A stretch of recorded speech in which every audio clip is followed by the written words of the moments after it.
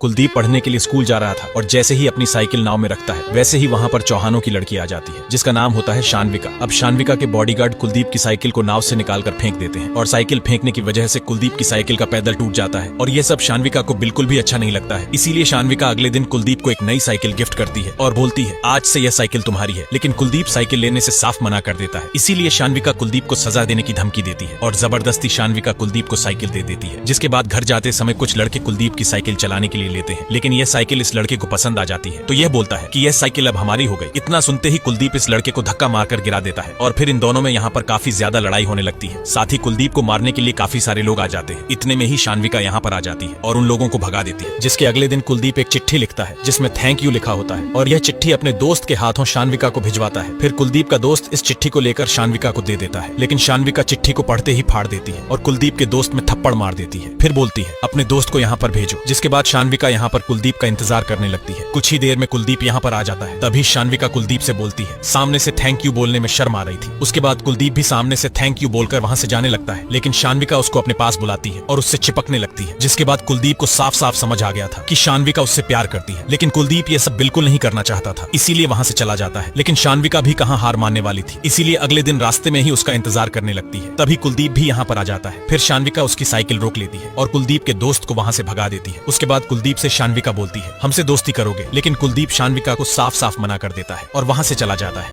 अब कुलदीप के बारे में सोच सोच कर शानविका को नींद भी नहीं आती है। यहाँ कुलदीप की भी नींद भाग चुकी थी, इसलिए अपने दोस्त के साथ आकर खेलने लगता है। जिसके अगले दिन क्लास में गुरुजी सभी बच्चों को पढ़ा रहे थे, लेकिन शानविका पढ़ने की वजह कुलदीप को ही देखे जा रही थी। इतने में गुरुजी शानविका से पूछते हैं शानविका तुम कुछ सोच रही हो? तो शानविका डायरेक्ट बोलती है हाँ गुरुजी, हम कुलदीप कुमार के बारे में सोच रहे हैं। सभी क्लास वालों के सामने यह सुनकर कुलदीप को बहुत बुरा फील होता है। इसीलिए कुलदीप शानविका को बुलाकर बोलता है प्लीज आप ऐसा मत करिए। तो शानविका बोलती है तुमने हमारी दोस्ती ठुकराई थी और अब तुमसे दोस्ती करनी भी नहीं है। हम तुमको लाइक करते हैं और अगले 1 घंटे में लाइब्रेरी में आकर इसका हमें जवाब दो। उसके बाद शानविका लाइब्रेरी में आकर कुलदीप का इंतजार करने लगती है। ऐसे ही 2 घंटे इंतजार करती है, लेकिन कुलदीप लाइब्रेरी नहीं आता है। इसीलिए घर जाते समय शानविका कुलदीप का रास्ते में ही इंतजार करने लगती है। जैसे ही कुलदीप आता है और शानविका को देखता है तो वह साइकिल लेकर भाग जाता है। अब शानविका को बहुत ज्यादा गुस्सा आने लगता है। अब शानविका को कुलदीप पर इतना गुस्सा आता है कि डायरेक्ट वह कुलदीप के घर पर आ जाती है। कुलदीप शानविका को अपने घर पर देखकर पूरी तरह चौंक जाता है, लेकिन शानविका बोलती है कि आज रात 12 बजे मंदिर के पीछे हमसे आकर मिलो। अगर ऐसा नहीं हुआ तो कल फिर हम तुम्हारे घर पर आ जाएंगे। इतना सुनते ही संदीप मान जाता है तो शानविका भी संदीप के घर से चली जाती है। कुछ ही देर में रात भी हो जाती है तो शानविका अपने घर से चुपके निकल जाती है और यहाँ पर संदीप भी चुपके अपने घर से निकल आता है। संदीप शानविका से मिलते ही बोलता है कि हम आपसे प्यार नहीं करते, हमारा पीछा छोड़ दो। तभी शानविका बोलती है तुम शानविका चौहान को मना कर रहे हो, तुम्हें पता है ना हम कौन है? इतनी बात सुनकर संदीप बोलता है तुम कोई नहीं हो। अगर तुम्हारे नाम से सरनेम हटा दिया जाए तो तुम्हारी खुद की कोई पहचान नहीं है। तभी शानविका बोलती है बहुत घमंड है ना तुम्हें अपने ऊपर टॉपर होने का। तो सुनो कुलदीप कुमार, इस बार पूरे कॉलेज में हम टॉप करेंगे और अगर हमने इस बार टॉप कर लिया तो समझ लो हम जैसा कहेंगे तुम्हें वैसा करना पड़ेगा। कुलदीप को पता था ये कभी टॉप नहीं कर पाएगी, इसीलिए उसने बोल दिया अगर तुम टॉप नहीं कर पाई तो हमारा पीछा हमेशा के लिए छोड़ना पड़ेगा। फिर शानविका भी इस शर्त को मान लेती है।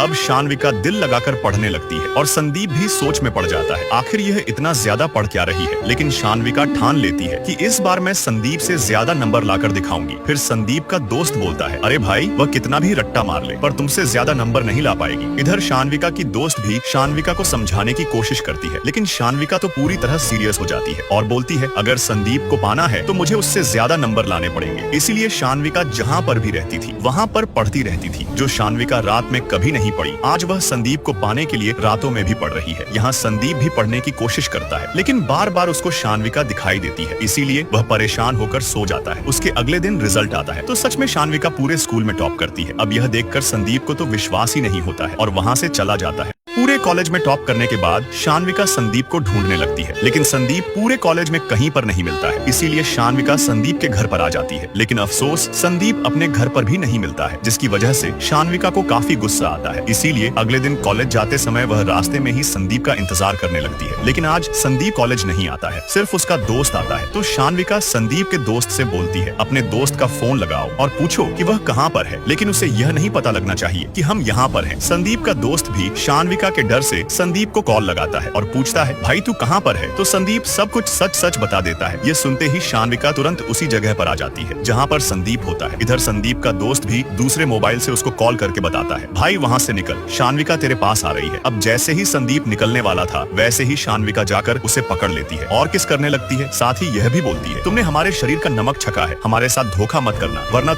अब कुलदीप भी शानविका से बहुत प्यार करने लगा था, लेकिन एक दिन जब कुलदीप क्लास में पढ़ रहा था तभी शानविका आ जाती है और क्लास में ही अजीब हरकतें करने लगती है। लेकिन क्लासरूम में यह सब करना कुलदीप को बिल्कुल अच्छा नहीं लग रहा था, इसीलिए शानविका कुलदीप को अपनी बाइक पर बैठाकर स्कूल से काफी दूर खेतों में ले आती है, जिसके बाद यह दोनों यहीं पर काफी देर तक टाइम बिताते हैं। लेकिन कुलदीप को कहीं ना कहीं डर लग रहा था, अगर चौहानों को इस बारे में पता लग गया तो पता नहीं वह क्या करेंगे। लेकिन शानविका कुलदीप को बोल देती है, हम है ना, तुम्हें कुछ नहीं होने देंगे। उसके बाद यह दोनों बाइक पर बैठकर किसी और जगह घूमने जाने लगते हैं। लेकिन इस बार इन दोनों को क्लास के 3 लड़के देख लेते हैं। अब दूसरी जगह आने के बाद शानविका और कुलदीप भी फुल मूड में आ जाते हैं और रोमांस करने की सोचते हैं। लेकिन इतने में ही शानविका के घर से उसका भाई काफी सारे गुंडे लेकर आ जाता है। कुलदीप को जिस बात का डर था आखिर वही हुआ। अब शानविका जैसे ही अपने भाई को यहाँ पर देखती है तो कुलदीप से बोलती है कि तुम ऊपर जाओ, इनको हम देखते हैं। लेकिन जैसे ही कुलदीप ऊपर आता है वैसे ही शानविका का भाई आकर कुलदीप के सर पर पत्थर मार देता है। उसके बाद चौहान कुलदीप को पकड़कर अपने घर पर ले आते हैं और मारने लगते हैं। यहाँ कुलदीप की माँ भी काफी ज्यादा रो रही थी, लेकिन इन लोगों को कुछ फर्क नहीं पड़ता है। इधर कुलदीप के पिताजी काम कर रहे थे, लेकिन चौहान आकर इनको भी मारने लगते हैं और पकड़कर उन्हीं चौहानों के घर पर ले आते हैं जहाँ पर कुलदीप को यह लोग मार रहे थे। कुछ ही देर में घर से निकलकर शानविका के पिताजी और उसका भाई आता है। तभी कुलदीप के पिताजी रोते रोते शानविका के पिताजी के पैरों में गिर जाते हैं और बोलते हैं, एक बार अपनी बेटी को बुला लो। उसके बाद शानविका का भाई कुलदीप के पिताजी को बहुत मारता है और बोलता है, तूने हमारी बहन का नाम कैसे लिया? लेकिन शानविका के पिताजी शानविका को तुरंत बुला लेते हैं। इधर कुलदीप भी शानविका के जवाब का इंतजार कर रहा था, लेकिन शानविका आते ही बोलती है, गलती हमारी नहीं थी, यही हमारे पीछे पड़ा था।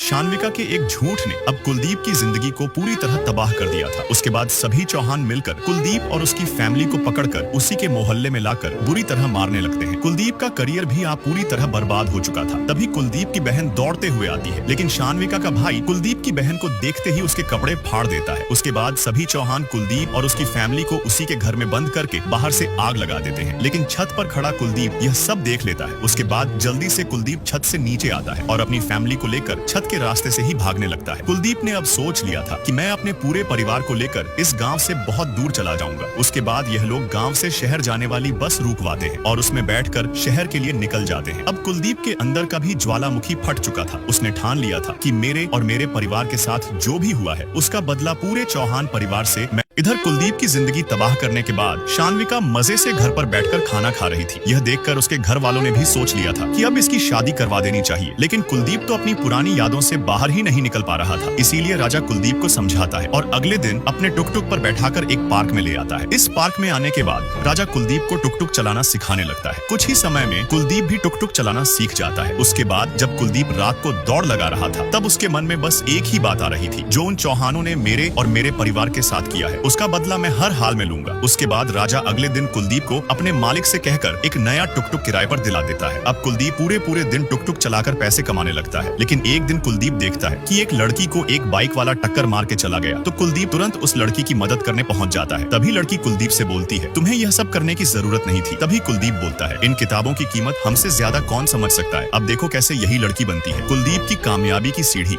कुलदीप ने जिस लड़की की मदद की थी उसका नाम प्रेरणा होता है। कुलदीप ने यह भी देख लिया था कि प्रेरणा इस जगह पर पढ़ाई करती है। उसके बाद कुलदीप अपने घर जा रहा था, लेकिन रास्ते में उसको बहुत सारी पुलिस की गाड़ियों की सिक्योरिटी दिखाई देती है। साथ ही उसको एक बहुत बड़ा बंगला दिखाई देता है, जो कि एक आईएएस का बंगला होता है। फिर रात को कुलदीप इस आईएएस के बारे में राजा को बताता है, तो राजा बोलता है, आईएएस बहुत बड़ी हस्ती होती है, एक बार बन जाते हैं तो पूरी जिंदगी राज करते हैं। उसके बाद कुलदीप ने अपने मन में सोच लिया था कि मैं आईएएस जरूर बनूंगा। फिर अगले दिन कुलदीप प्रेरणा का उसी जगह पर इंतजार करने लगता है। कुछ ही देर में प्रेरणा दौड़ती हुई आती है और कुलदीप के टुकटुक में बैठ जाती है। तभी कुलदीप बोलता है, प्रेरणा जी मैं आपका इंतजार कर रहा था। फिर प्रेरणा बोलती है, क्यों? उसके बाद कुलदीप बोलता है, आईएएस करने के लिए कौन सी पढ़ाई करनी पड़ती है, हमने तो बस ग्रेजुएशन ही किया है। तभी प्रेरणा बोलती है, अरे आईएएस करने के लिए ग्रेजुएशन ही तो करनी पड़ती है और बाकी पढ़ाई अलग से करनी पड़ती है। अब कुलदीप की किस्मत भी उसका साथ देने लगी थी, लेकिन इस रास्ते पर कुलदीप को किन किन चुनौतियों का सामना करना पड़ेगा। अब प्रेरणा को भी एहसास हो चुका था कि कुलदीप यूपीएससी में टॉप करना चाहता है। इसीलिए प्रेरणा कुलदीप को बोलती है, कल मैं तुम्हें अपने पापा से मिलवाऊंगी। फिर कुलदीप भी खुशी खुशी अपने घर के लिए चला जाता है। घर जाने के बाद रात को कुलदीप प्रेरणा को कॉल करके थैंक यू बोलता है। उसके अगले दिन कुलदीप उसी जगह पर अपनी मार्कशीट लेकर आ जाता है। फिर प्रेरणा कुलदीप को अपने पापा के ऑफिस में ले आती है। यहाँ आने के बाद प्रेरणा कुलदीप को अपने पापा से मिलवाती है, लेकिन कुलदीप के बारे में प्रेरणा अपने पापा को पहले ही बता चुकी थी। इसीलिए सबसे पहले प्रेरणा के पापा कुलदीप की मार्कशीट देखते हैं और बोलते हैं, अरे यार, तुमने तो बचपन से लेकर अभी तक टॉप ही किया है। तुम्हारी मार्कशीट तो बहुत अच्छी है, लेकिन तुम्हें यूपीएससी की तैयारी करने के लिए एक टेस्ट देना होगा। अगर तुम उसमें क्वालिफाई हो गए तो तुम्हारी यूपीएससी की तैयारी मैं कराऊंगा। इतना सुनकर कुलदीप बहुत ज्यादा खुश होता है और टेस्ट देने के लिए तैयार हो जाता है। फिर उसके अगले दिन कुलदीप अपनी पूरी मेहनत और दिल लगाकर टेस्ट देने लगता है। अब कुलदीप ने इस टेस्ट को करने में पूरी जी जान लगा दी थी और अंत में कुलदीप बहुत ही अच्छे नंबर से इस टेस्ट को पास कर लेता है। और अब बारी थी कुलदीप को मेंस क्लियर करने की। इसीलिए कुलदीप ने अपनी पढ़ाई दुगनी कर दी। यहाँ तक कि कुलदीप ने प्रेरणा के साथ अपनी क्लास भी ज्वाइन कर ली थी। और सच्ची में कुलदीप के इस रास्ते पर प्रेरणा ने बहुत मदद की। उसके बाद कुलदीप ने अपनी पूरी मेहनत के साथ मेंस क्लियर करने का एग्जाम दिया। लेकिन अगले दिन प्रेरणा और कुलदीप जब रिजल्ट चेक करने गए तो कुलदीप ने टॉप रैंक से मेंस क्लियर कर लिया था। बट अफसोस, प्रेरणा फेल हो चुकी थी। लेकिन फिर भी प्रेरणा काफी खुश थी। इधर कुलदीप की मम्मी को पता चलता है कि कुलदीप पास हो गया तो वह भी बहुत ज्यादा खुश होती है। साथ ही राजा भी कुलदीप को बधाई देता है। लेकिन कुलदीप के पिताजी की अभी तक मानसिक स्थिति ठीक नहीं हुई थी। उसके बाद कुलदीप वॉशरूम में आकर मुंह धोने लगता है। लेकिन तभी उसके कॉलेज वाले दोस्त का फोन आता है और बोलता है, अरे भाई, शानविका की शादी हो रही है। यह बात सुनकर कुलदीप की खुशी एकदम दुख में बदल जाती है। कुलदीप शानविका की शादी की बात सुनकर अपनी मम्मी से बोलता है, एक बार मैं उस बेवफा से मिलना चाहता हूँ। इतना कहकर कुलदीप तुरंत बस में बैठकर अपने गांव के लिए निकल गया। जब कुलदीप बस में बैठा था तब उसको बस शानविका ही शानविका दिखाई दे रही थी और कुलदीप सोचता है, यार, कोई इतना मतलबी कैसे हो सकता है। और जब कुलदीप गाँव आकर देखता है तो शानविका सचमुच शादी कर रही थी। यह देखकर कुलदीप शानविका को तुरंत पकड़ लेता है और बोलता है, आखिर तूने भी मुझे धोखा दिया। अब तू खुद अपने पूरे चौहान परिवार की बर्बादी अपनी आंखों से देखेगी। इतना कहकर कुलदीप वापस अपने घर आ जाता है और रोने लगता है। फिर अगले दिन कुलदीप का उदास चेहरा देखकर प्रेरणा समझ जाती है और बोलती है, मुझे पता है तुम उसे भूल नहीं पा रहे हो, लेकिन यही समय है। तुम उसकी नफरत को अपनी ताकत बनाओ और इतना पढ़ाई करो कि आईएएस क्रैक कर लो। प्रेरणा की इन बातों से कुलदीप के दिमाग पर बहुत असर पड़ा और शानविका को भूलकर पूरी रात पढ़ने लगा। यहाँ तक कि लाइट जाने के बाद भी कुलदीप पढ़ता रहा। तो क्या कुलदीप आईएएस क्रैक करके शानविका और उसके परिवार से अपना और अपने परिवार का बदला ले पाए? अब कुलदीप प्रेरणा से मिलने आता है तो प्रेरणा बहुत खुश होती है क्योंकि उसने अपना पीसीएस का एग्जाम क्वालिफाई कर लिया था। लेकिन अब प्रेरणा को दूसरे शहर में जाकर पढ़ाई करनी थी। इसीलिए कुलदीप और प्रेरणा इस मोमेंट को बहुत ही खुशी के साथ सेलिब्रेट करते हैं। फिर प्रेरणा अपने पापा से मिलकर इस शहर से बहुत दूर चली जाती है। फिर उसके अगले दिन कुलदीप अपने कमरे से बाहर आता है तो कुलदीप की मम्मी कुलदीप को कुछ मीठा खिलाती है। फिर कुलदीप अपनी मम्मी के पैर छूता है, साथ ही अपने पापा का भी आशीर्वाद लेता है क्योंकि आज कुलदीप का इंटरव्यू है। आज का दिन ही डिसाइड करेगा कि कुलदीप आईएएस बनेगा या नहीं। लेकिन जैसे ही कुलदीप और राजा अपने घर से बाहर आते हैं तो कुलदीप की मम्मी भी उनके पीछे आती है और तभी कुलदीप की मम्मी का बहुत ही तगड़ा एक्सीडेंट हो जाता है। उसके बाद कुलदीप तुरंत अपनी मम्मी को हॉस्पिटल लेकर आ जाता है क्योंकि कुलदीप की मम्मी की हालत बहुत नाजुक थी। तभी राजा कुलदीप को बोलता है, कुलदीप, आज तुम्हारा इंटरव्यू है, तुम वहाँ पर जाओ, मम्मी का ख्याल मैं रख लूंगा क्योंकि ऐसे मौके बार बार नहीं आते हैं। तुम अपना इंटरव्यू देने जाओ। कुलदीप का मन जाने का तो नहीं था, लेकिन कुलदीप को चौहानों से बदला लेना था। इसीलिए कुलदीप जल्दी से दौड़कर इंटरव्यू देने आ गया और जो इंटरव्यू में सवाल पूछे गए कुलदीप ने सभी जवाब दे दिए। जवाब देने के बाद कुलदीप तुरंत उसी हॉस्पिटल में आया जिस हॉस्पिटल में उसकी मम्मी एडमिट थी। लेकिन यहाँ आने के बाद कुलदीप को पता चला कि अब उसकी मम्मी इस दुनिया में नहीं रही। यह देखकर कुलदीप बहुत बुरी तरह रोने लगता है और कुलदीप अपनी मम्मी को इस तरह देख अब पूरी तरह टूट चुका था। लेकिन अगले दिन न्यूज पर दिखाया जाता है कि इस बार यूपीएससी में टॉप किया है श्री कुलदीप कुमार ने। अब इस न्यूज को देखने के बाद शानविका तुरंत टीवी बंद कर देती है। इधर चौहान कुलदीप की फोटो अखबार में छपा देखकर चौंक जाते हैं। अपनी मम्मी के जाने के बाद कुलदीप ने भी ठान लिया था, मुझे जितना रोना था रो लिया। अब रोने की बारी पूरे चौहान परिवार की है। अब कुलदीप नया आईएएस बनकर अपने गांव लौटा है। कुलदीप के आईएएस बनने के बाद इज्जत, दौलत, शोहरत सब उसके पास आ गया था और यह है सितारपुर का मंत्री जिसको यह चौहान अपनी ताकत के दम पर अपना गुलाम बनाकर रखते हैं। लेकिन अब इस मंत्री ने भी ठान लिया था कि मैं कुलदीप के साथ मिलकर इनको बर्बाद कर दूंगा। उसके बाद तुरंत यह मंत्री कुलदीप से मिलने आता है और बोलता है, जो आग तुम्हारे अंदर जल रही है वही आग मेरे अंदर भी जल रही है, हमसे हाथ मिला लोगे तो इन चौहानों को जड़ से उखाड़ फेंकेंगे। फिर कुलदीप बोलता है, ये तो मैं खुद कर लूंगा। तभी मंत्री बोलता है, अगर इस बीच चौहानों ने तुम पर हमला कर दिया तो इसीलिए मेरी बात मानो और मेरी बेटी से शादी कर लो, फिर तुम्हें कोई छू भी नहीं पाएगा। उसके बाद तुम्हें जो ठीक लगे वह करना चौहानों के साथ। अब कुलदीप को सबसे पहले शान्विका को उसके धोखे का जवाब देना था, इसीलिए उसने मंत्री की बेटी के साथ शादी करने का फैसला कर लिया। और तभी यह बात शान्विका की एक दोस्त से शान्विका को पता चलती है कि कुलदीप शादी कर रहा है। कुलदीप की शादी की बात सुनकर शान्विका बहुत उदास हो जाती है और अपने पति दुष्यंत के गले लगकर रोने लगती है। अब कुलदीप सोच ही रहा था कि क्या करना चाहिए। इतने में ही मंत्री अपने आदमी से कहकर अगले दिन चौहानों की वोट में छेद करवा देता है, जिससे कि काफी बड़ा हादसा होता है। और तभी यह बात कुलदीप को पता लगती है तो कुलदीप तुरंत अपनी पूरी पुलिस फोर्स के साथ इस हादसे वाली जगह पर आ जाता है। इतने में ही चौहान यहाँ पर आते हैं और देखकर तुरंत चले जाते हैं। फिर कुलदीप भी अपने आदेश पर साइन करता है और बोलता है, चौहानों के जितने भी धंधे हैं कल तक सारे बंद हो जाने चाहिए। उसके बाद कुलदीप अपने घर के लिए चला जाता है। फिर अगले दिन मंत्री चौहानों के घर अपनी बेटी की शादी का कार्ड देने आता है और बोलता है, मेरी बेटी की शादी है, आप लोगों को जरूर आना है। मंत्री भी कोई मौका नहीं छोड़ रहा था चौहानों को भड़काने के लिए। लेकिन जैसे ही कुलदीप की शादी में चौहान आते हैं तो देखते हैं कि शान्विका का पति कुलदीप की चौकीदारी कर रहा है। यह देखकर दोनों चौहानों की बदन में आग लग जाती है। यह देखकर चौहान कुलदीप को धमकी देने लगते हैं, लेकिन कुलदीप ने तो ठान लिया था पूरे चौहान परिवार को रोड पर लाना है। तो दोस्तों, असली लड़ाई अब शुरू होने वाली है और आगे कहानी। अब कुलदीप की शादी में चौहानों की काफी ज्यादा बेइज्जती होती है, जिसकी वजह से चौहान तुरंत अपनी गाड़ी में बैठकर यहाँ से चले जाते हैं। चौहानों की बेइज्जती होने के बाद मंत्री बहुत ज्यादा खुश होता है। यहाँ कुलदीप को भी लगने लगा था आज से चौहानों की बर्बादी शुरू हो चुकी है। लेकिन कुलदीप की जिस लड़की से शादी हुई थी उसका नाम माला होता है। माला से शादी करने के बाद भी कुलदीप शादी के रिश्ते में नहीं आना चाहता था, इसीलिए कुलदीप कमरे से बाहर आ जाता है। उसके बाद इधर चौहानों को अपने आदमी से पता लगता है कि उस कुलदीप और उसके आदमियों ने मिलकर हमारे सारे धंधे बंद करवा दिए हैं, यहाँ तक कि हमारे ऊपर FIR भी दर्ज किया है। पुलिस हमें कभी भी पकड़ सकती है। इस बात को सुनने के बाद चौहानों ने कुलदीप को मारने का प्लान बना लिया। फिर अगले दिन कुलदीप यहाँ खेतों में घूमने आता है, तभी उसके ऊपर कुछ गुंडे हमला कर देते हैं। तो कुलदीप भी अपनी जान बचाने के लिए इन गुंडों से लड़ने लगता है। अब कुलदीप डरने वालों में से नहीं था, इसीलिए कुलदीप ने इतनी गोलियां चलाई कि गुंडे डरकर भाग गए। इतने में ही पुलिस भी यहाँ पर आ जाती है। कुलदीप पर हमला होने के बाद मंत्री इतना ज्यादा गुस्से में आ जाता है कि सभी पुलिस वालों को बोलता है, चौहान जहाँ कहीं भी मिले सबको उठाकर जेल में डालो, उन्होंने मेरी बेटी के पति पर हमला करवाया है। इधर चौहानों का वकील चौहानों को फोन करके बोलता है, पूरे शहर की पुलिस तुम लोगों को कुत्ते की तरह ढूंढ रही है, जितना दूर भाग सकते हो भाग लो, अगर हाथ लग गए तो वह तुम्हें जान से मार देंगे। यह बात सुनकर चौहान भी काफी ज्यादा डर जाते हैं और भागने की तैयारी करते हैं। उसके बाद पुलिस चौहानों के घर पर आती है चौहानों को पकड़ने के लिए, लेकिन घर पर एक भी मर्द चौहान नहीं था। पुलिस ने हर जगह चौहानों को ढूंढा, लेकिन चौहान कहीं पर नहीं मिले। जब चौहान कहीं पर नहीं मिलते हैं तो कुलदीप पूरी पुलिस फोर्स लेकर आता है और चौहानों के घर पर रेड मार देता है। यहाँ आने के बाद कुलदीप को पुरानी यादें आने लगी थी कि किस तरह मुझे और मेरे परिवार को यहाँ पर मारा पीटा गया था, लेकिन आज मेरी बारी है, इसीलिए सोना पैसा जो भी चीज थी सब पर रेड मार दी कुलदीप ने। लेकिन तभी यहीं पर शान्विका आ जाती है। तो कुलदीप शान्विका की आंखों में आंखें डालकर बोलता है, इस घर में कुछ बचना नहीं चाहिए, सब उठा लो। तो क्या शान्विका कुलदीप को रोक पाएगी या नहीं, जानने के लिए हमें लाइक और सब्सक्राइब कीजिए। नेक्स्ट पार्ट जल्दी आएगा।